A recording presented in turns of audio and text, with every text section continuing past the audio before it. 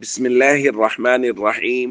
عن أبي هريرة رضي الله تعالى عنه قال قال رسول الله صلى الله تعالى عليه وسلم إن اليهود والنصارى لا يسبغون فخالفوهم. رواہ البخاری۔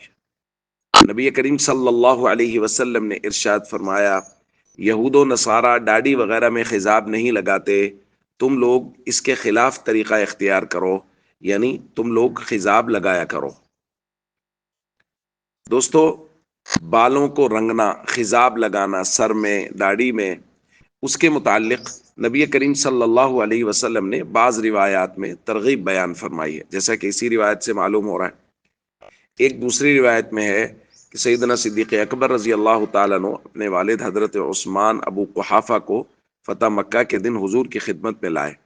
حضور علیہ الصلوۃ والسلام نے دیکھا کہ ان کے سر کے بال، ان کے داڑھی کے بال بالکل سفید ہیں، تو حضور علیہ الصلوۃ والسلام نے ان کی بیوی کو حکم دیا، غیروا ھذا بشیء، ان کے اس سفیدی کو کسی چیز سے بدل دو، یعنی جو داڑھی اور سر کے بال سفید ہیں ان کی سفیدی کو بدلو، یعنی کوئی اور رنگ لگا دو۔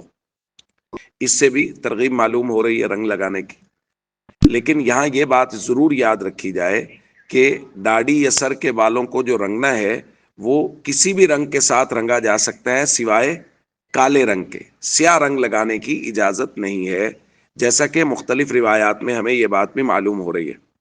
ایک روایت میں حضرت عبداللہ ابن عباس رضی اللہ تعالیٰ عنہ بیان فرماتے ہیں، نبی کریم صلی اللہ علیہ وسلم نے فرمایا، یکون قوم یخضبون فی آخر الزمان بالسواد، کہ آخر زمانے میں ایک قوم آئے گی جو خضاب کریں گے، یعنی سر یا داڑھی وغیرہ کے بالوں کو رنگ لگائیں گے اور سیاہ رنگ لگائیں گے، ایسے جیسے سینے ہوتے ہیں کبوتروں کے کہ ان کو سیاہ رنگ کیا ہوا ہوتا ہے۔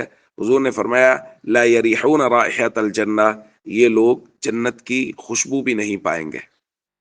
تو اس روایت میں ہمیں سخت وعید معلوم ہو رہی ہے ان لوگوں کے خلاف جو سیاہ رنگ استعمال کرتے ہیں۔ اس لیے داڑھی، سر کے بال، ان کو رنگنا، کسی بھی کلر میں رنگنا، کوئی بھی کلر لگانا وہ جائز ہے، لیکن سیاہ رنگ کا استعمال کرنا کلر کے طور پہ نبی کریم صلی اللہ علیہ وسلم نے بہت سختی کے ساتھ اس سے منع فرمایا ہے۔ السلام علیکم ورحمۃ اللہ وبرکاتہ۔